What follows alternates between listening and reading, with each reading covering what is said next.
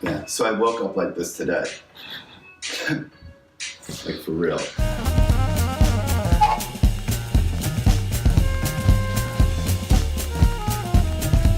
I don't know, since probably I was a kid, you know, just always cutting things up and just pasting them together.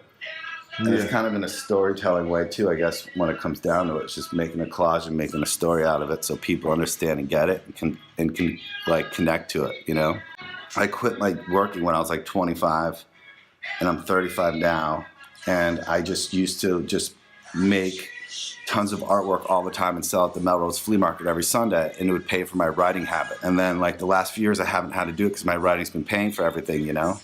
But I'm gonna start going back to do it again this February, try to do it every Sunday until something pops off with my writing again. So I have like 6 boxes of these records, so I've been using them as my canvas, you know what I mean? They would sell these things for $1, you know what I mean? But there's like, who's buying this right now, you know what I mean? Yeah. So they're just all overstock stuff. I did this one, this one, this one, and this one, probably in the last 6 days. I did this one, or I mean my buddy did this one, Ian Turnbull. So, you know, he's over hanging out and I have a bunch of friends that come over and hang out, and then they like to paint, and it kind of inspires them to do something while I'm doing it, you know? But I did this one too. In the last 6 days.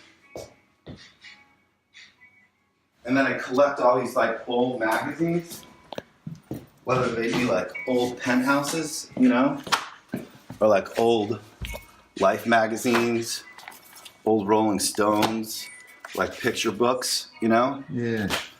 And like I collect these, like really old National Geographics, you know, books, you know, that I can cut up and fucking paste basically together with like Mod Podge, you know?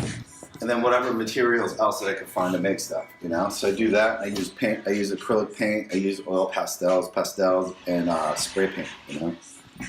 Like this.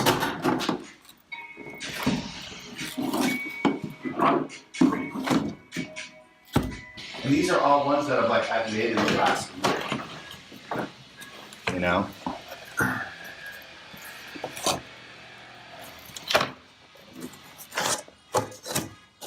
So I just have like a huge plethora of stuff that's like almost like you know, they're like my Bitcoins in a way, but even though they're worth way less, you know what I mean? It's basically work to get me to buy more paint, get more canvas, or get whatever, you know what I mean? So I could just keep going and keep making stuff and then keep writing, you know, which I'm doing now, you know?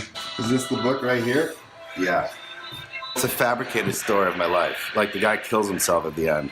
Okay. Like basically it's about the story about this guy who, he's like a failed Hollywood writer. He wrote these shitty B movies for these action hero guys, you know? Yeah. And like, he doesn't want to do it anymore, but yet he's really fucked up and he just gets tired of fucking all this shit constantly bad happening to him in LA. Yeah. So he's like, fuck it, I'm moving to New Orleans to write the best screenplay of all time. And he moves to New Orleans and he meets like a bipolar girl who he's attracted to, like all these bipolar girls all the time.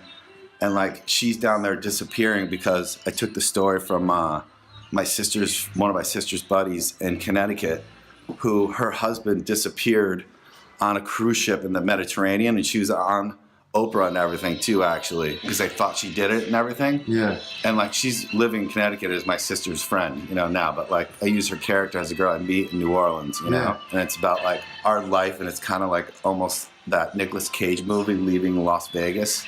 You know, she ends up dying, and then like, but she's obsessed with Elvis, you know, so she eats like all those peanut butter and jelly, like those sandwiches that he eats, but he's allergic to them, you know? So at the end, the guy just basically, you know, he like, because she dies, he kills himself by eating a peanut butter and jelly sandwich, but when he's choking, he's dying, he thinks it's the best screenplay ever, you know? How long have you been writing this?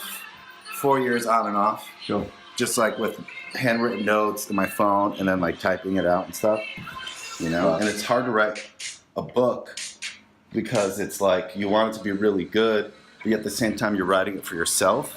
At the same time, I just hope people are interested in like the glimpses that I'm gonna give them in my life, you know? Because there was a moment in my life where I didn't want to write any B movies, even though I was offered them, and it's like a good paycheck. But I just want to write what I want to write now, and that's it, you know? I want to do what I want to do. So it's like kind of like a big chance of like in life of being like, hey, I could do things for a paycheck for money wise, or you could just do things that you want to do, you know, and hopefully it pays off, you know what I mean? But at least I'll be happy, and at least I'll be putting out the things that I want to do, you know, into the world. So that's what I'm doing. Love it. Yeah. That's it. Yeah, that's it for now, yeah, you know.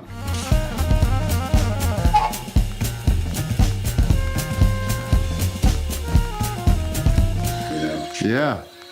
Yeah.